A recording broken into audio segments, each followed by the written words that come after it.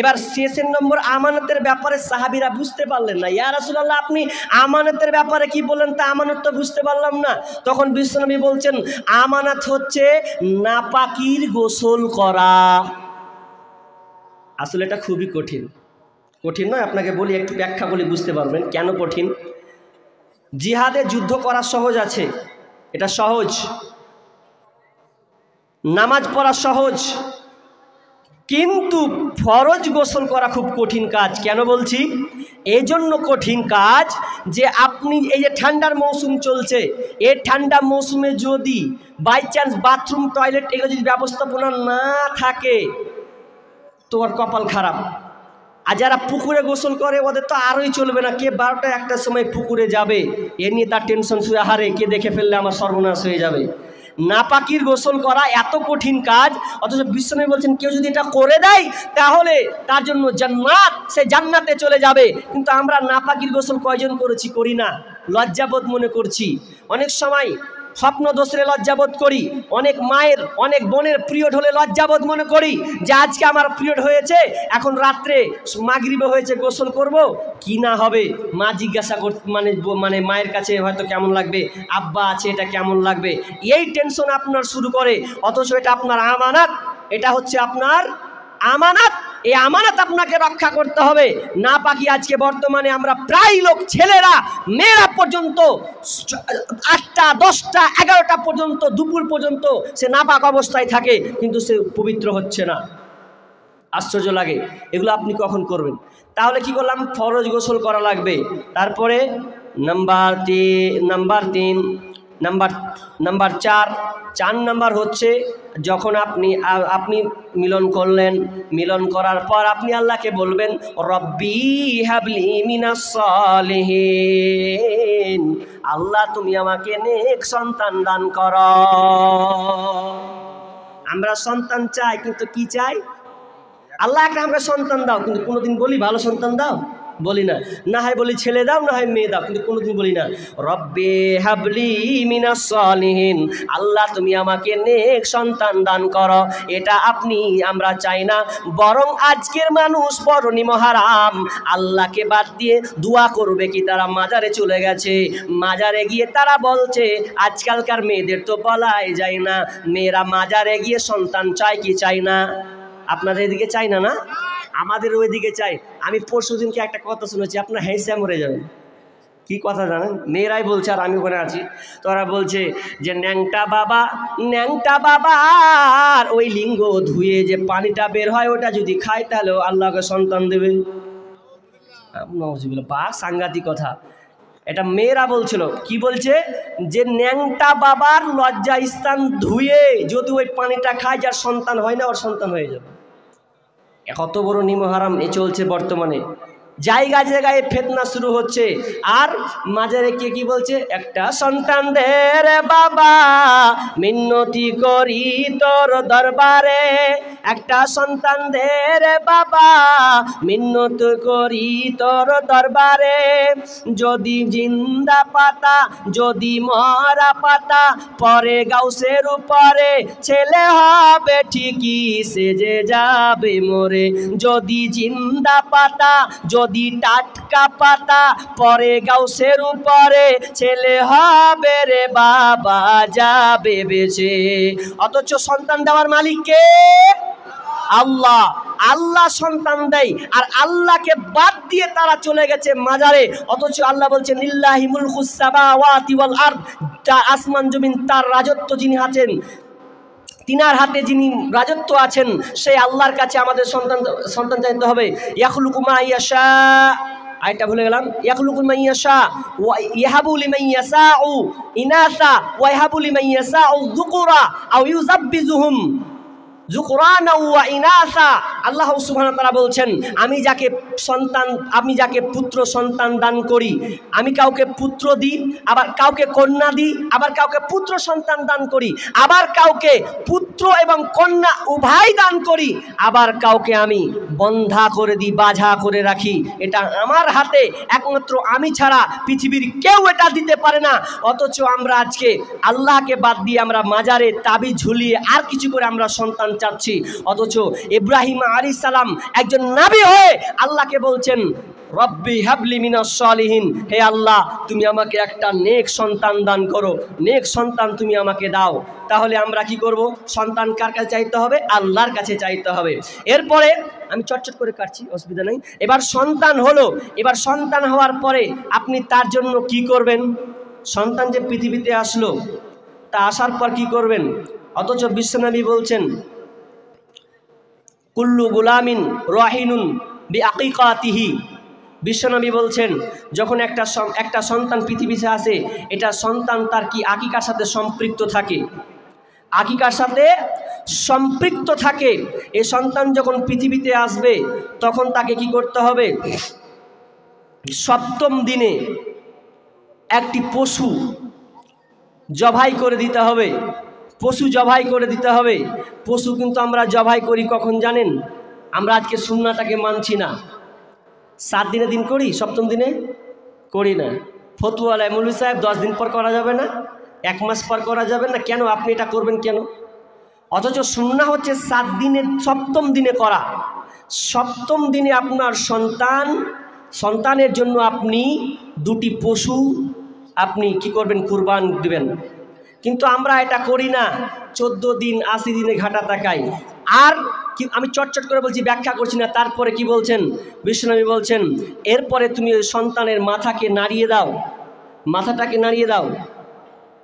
ওয়াইহুলাকু রাসুহু, তুমি তার মাথাটাকে নাড়া করে দাও। ওয়ায়ুসাম্মা, এবং তার জন্য তুমি একটা কি করো? সুন্দর নাম রাখো। আমরা নামের দিক দিয়ে খুব পিছিয়ে আছি।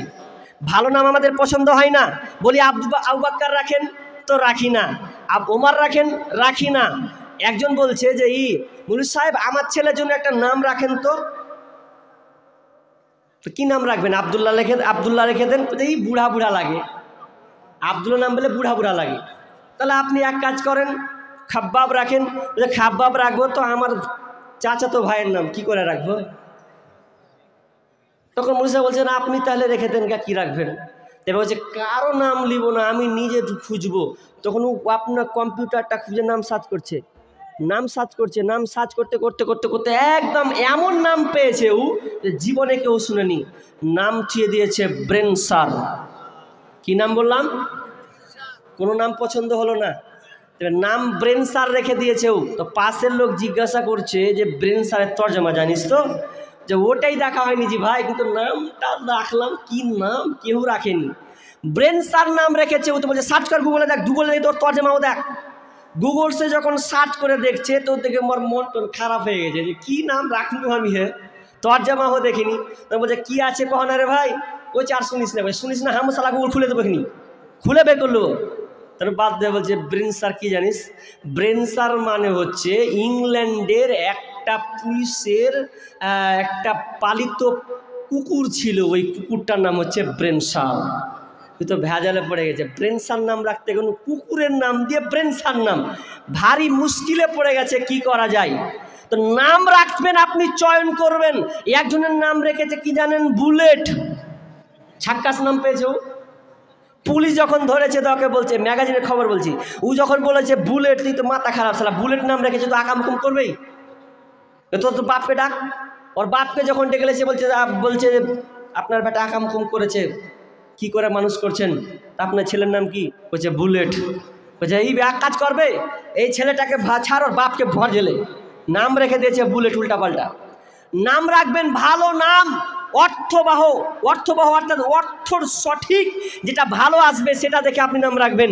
তো আফসোস নাম রেখে দিচ্ছে পিন্টু, সেন্টু, বল্টু, লালটু, ফালটু। এগুলো কোনো নাম হলো গো? এখন অনেকের আছেন তো রাগ করছেন, হয়তো রাগ করিয়েন না ভাই, নামগুলো ভালো রাখেন।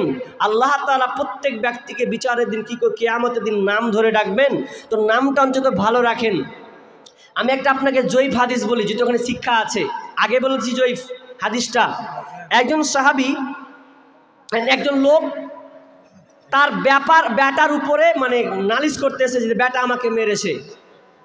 ওই লোকটা আমিরুল মুমিনের কাছে গিয়ে বলছেন, আমিরুল মুমিনিন, খলিফাতুল মুসলিমিন, আমার সন্তান আমাকে আজকে মেরেছে, আমাকে মারধর করেছে, আমার সন্তান আমার সঙ্গে খারাপ অন্যায় আচরণ করেছে।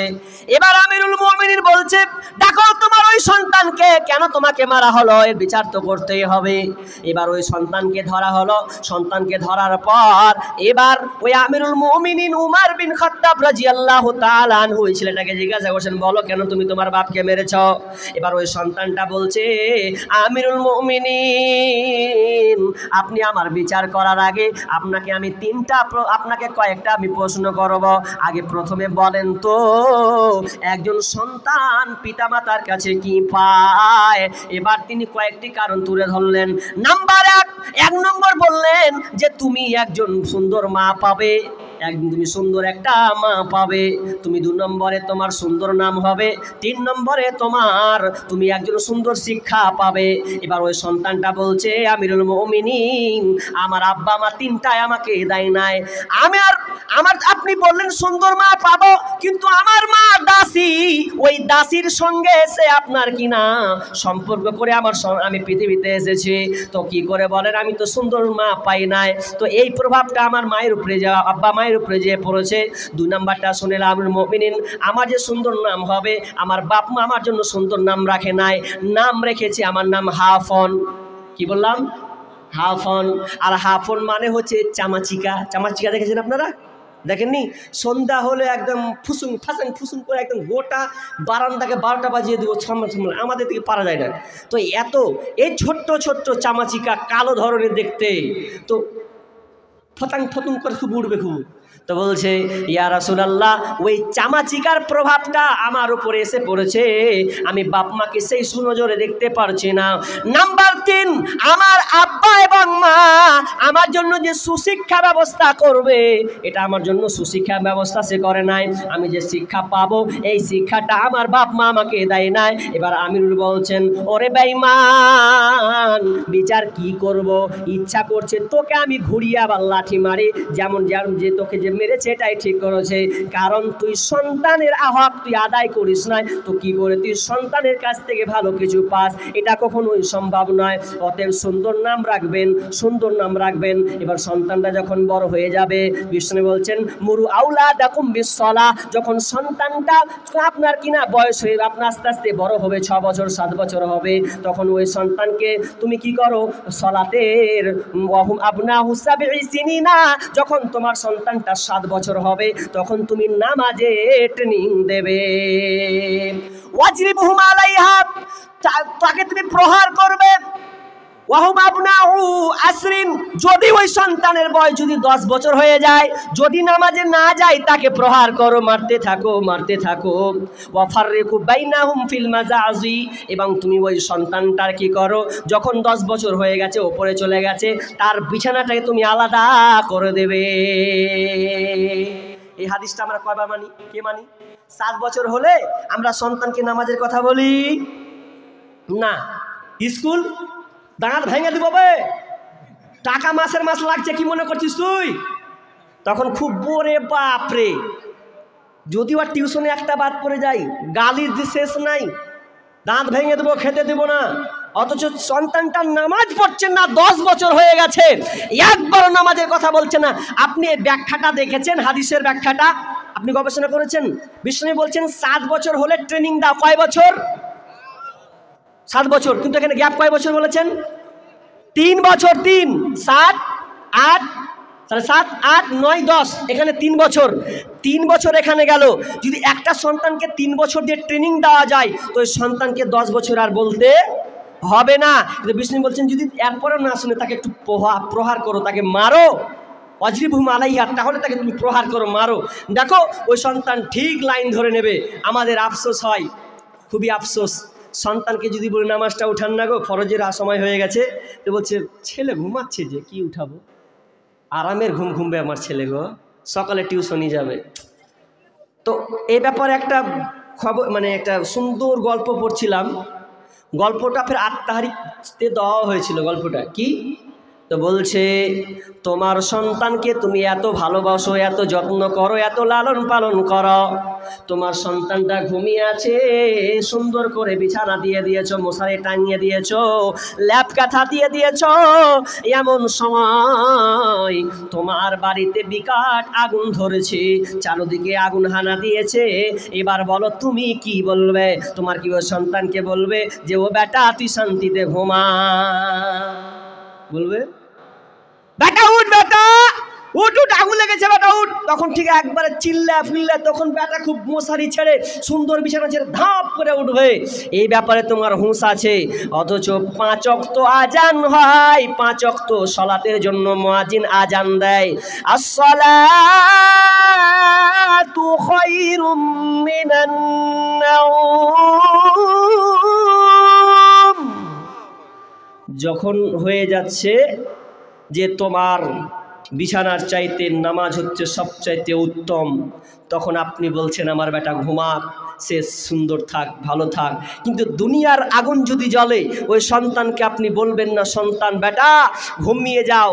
আফসোস লাগে আমরা সন্তানকে সুশিক্ষা দিতে পারি নাই, 7 বছর হয়ে গেছে, তাকে সুশিক্ষা দিতে পারি না, শিক্ষা দিতে পারি না, আফসোস লাগে। আজকেকার আধুনিক শিক্ষার কথা দুই একটা বললে না হয়, বলতে হয় আপনি আপনার সন্তানকে শিখাচ্ছেন ওয়াজা করে আসছে তেরে আয় আমটি আমি খাবো পেরে, হাস্য হইতে ইঁদুর ছাড়া ভয়ে মরে, দীর্ঘ হইতে ঈগল পাখি পাছা ধরে, এরকম শিখাচ্ছেন আপনি। অজাগর আসছে তেরে প্রথম ভয় খিলিয়ে দিচ্ছেন কার? অজাগরের ভয়। আমটি খাবে কার? বাপের আর খালুর আম পারবে, ওই জিনিসটা আপনি শিখাচ্ছেন। অথচ আপনি আপনার সন্তানকে বলেন না চলো উজু করে নামাজ পড়ি, এই শিক্ষা আপনি আপনার সন্তানকে দিতে পারেননি। আপনি আধুনিক শিক্ষা দিচ্ছেন আর ভালো আশা করছেন যে আমার সন্তান ভালো আশা করবে। একটা লোকের কথা বলবো, শেষে যদি উঠেন তো বলবো না, যদি থাকেন তো বলবো, সেটা খুব ইম্পর্টেন্ট। সেটা হচ্ছে এখন বলছি না, তা আপনার সন্তানকে আপনি দিনই শিক্ষা দিচ্ছেন না, আপনি তাকে শিক্ষা দিচ্ছেন কি? অঙ্ক, সুদের। আপনার ছেলে স্কুল গিয়ে কিসের অঙ্ক করে?